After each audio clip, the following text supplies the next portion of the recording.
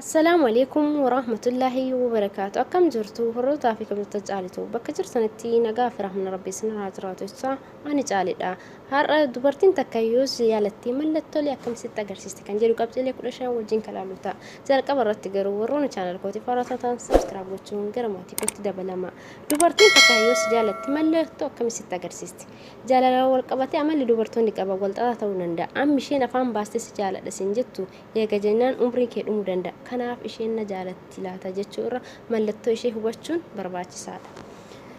Dubartiin takka yoo si jaalatte tokkoffaa waa'ee kee baay'ee yaaddofti. Dubartiin takka gaafa si jaalatte nageenyi kee baay'ee ishee yaaddisa. Rakkoo yoo si qunnamni ciqqamti. Iddoo rakkoo kee kamiyyuu daftee argamti. Ati rakkattee garagaltee kan sin ilaalli yoo ta'e jaalala isheen siif qabdu ni shakkisiisaa jechuudha. Lammaffaa miira hinaaffaa irraa calaqqisiisa. Yeroo ati dubartii biraa faana walitti dhufeenya taasiftu ittiin tolu amala sitti jijjiirti. Haala muffii qabuun si dubbistu yeroo ati dubartii biraa faana akka feetu taatu si agartee kan homaatti hin fakkaanne yoo ta'e jaalala isheen siif qabdu ni shakkisiisaa jechuudha. Sadaffaa jireenya dhuunfaa kee keessa galuu barbaaddi. Kana jechuun waa'ee jireenya keetii si qoratti. Kan osoo gootee san siif ho'i yoo sin jettee dhuunfaa kee keessa galti jaalala isheen siif qabdu agarsiisaa jirti jechuudha. Arfaffaa yeroo ishee siif ilaalti. Waan hundaa dhiiftee si faana ta'uu barbaadde hanga feete yeroo yoo si waliin dabarsite nuffii hin qabdu jechuudha. Yani homaatti hin fakkaatu. Shanaffaa sirraa fagaachuu ni jibbiti. Yoo yeroo dheeraaf sirraa fagaatti ni aarti. Guyyaa guyyaan si arguu barbaaddi. Yoo dirqamni sirraa gargar baase malee jechuudha. Jaaffaa hariiroo keessan guddisuuf deemti. Hariiroo hiriyummaa keessan sadarkaa xiqqaa irra kan ture yoo ta'e akka ol guddatu feetii jechuudha. Torbaffaa si hoogganuu barbaaddi. Akkaataa karoora kee galmaan ga'utti si gorsiti. Yeroo hundaa hojii kee milkeessuuf si duubaa dhamaati jechuudha. Saddeettaffaa waa'ee kan kee odeessiti. Sin waan boontuuf hundattuu si beeksisti. Waan sitti hin qaanfanne hiriyoota isheetti siif himti. Sagalaffaa si kofalchiisuu barbaaddi. Kana jechuun amma danda'ametti si gammachiisuu feetii jechuudha.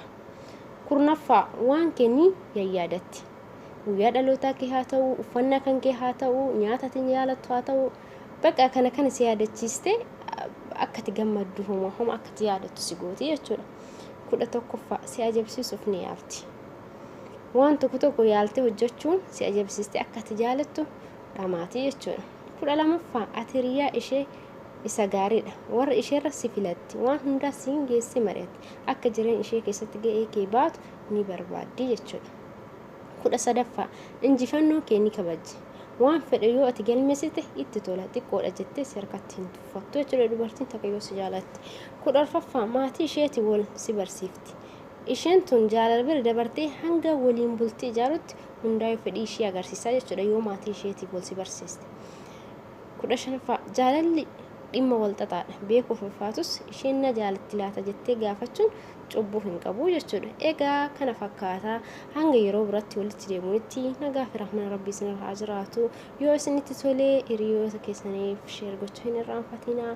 Assalaamu alaikum wa rahmatullaahi wa barakaatuh.